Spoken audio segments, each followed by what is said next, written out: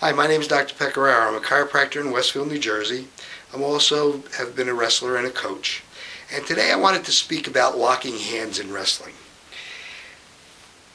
I'm not going to be telling you how to lock your hands, but I'm going to tell you some of the advantages and disadvantages of the different ways of locking hands. And you talk to your coach about what he wants you to do. Now, some people will lock their hands, they call it locking their hands, by their elbows. Some will do it by their forearms. Some will do it by their wrists. Some will do it this way with their hands, and some will do it this way with their hands. And I've been around wrestling for about 50 years, so I've seen a lot of this going on, a lot of different ways and a lot of different things, heard a lot of different things. And there's some advantages and disadvantages to all of them.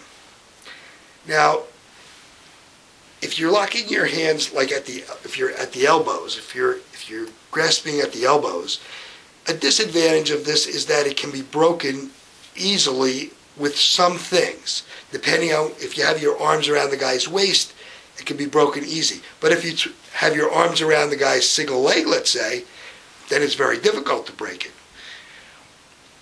So it really will depend. Try to notice which ones you want to do. A lot of guys with the single leg will clasp their hands this way, and some will clasp it this way. Again, there's an advantage and a disadvantage. If you got the single leg, I think the best way is to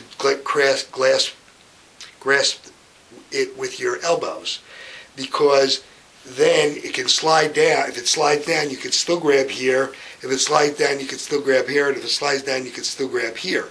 Plus, you have your opponent in tighter. Whereas if you're down this far, you have less control, it seems, to me anyway, and you're farther away from him.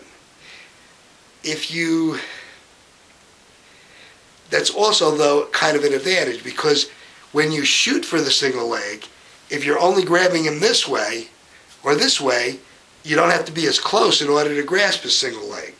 So that's an advantage, and the disadvantage was that it's easier to move away. Now, locking your hands behind your opponent when he stands up. Well, I don't think that it's good to lock in this position that way, although I've seen some guys do it. And even this position, I think, is pushing it. And this position I don't particularly like either. And the reason I don't like some of these positions is because all of them leave your fingers on the outside, so they can be grasped by your opponent and pried off. Whereas if your hands are this way, none of your fingers and your thumb, nothing is on the outside to be pried away. Now, a disadvantage of this is that your opponent can make a larger space in here for himself, and it's easier for him to get out and do other moves. Whereas if you have your hands this way or this way, he has less of a space to do anything. So, again, there's advantages and disadvantages. So, I think you should lock your hands differently depending on what you're doing and what you're trying to do and how it feels to you. But again, like I said before, talk it over with your coach, speak about it, try it out a couple of different ways for different moves, and see what you think. Just take it into consideration what I said. So I hope this information will be helpful to you at some time, and I'll try to bring you more information at another time. Thank you.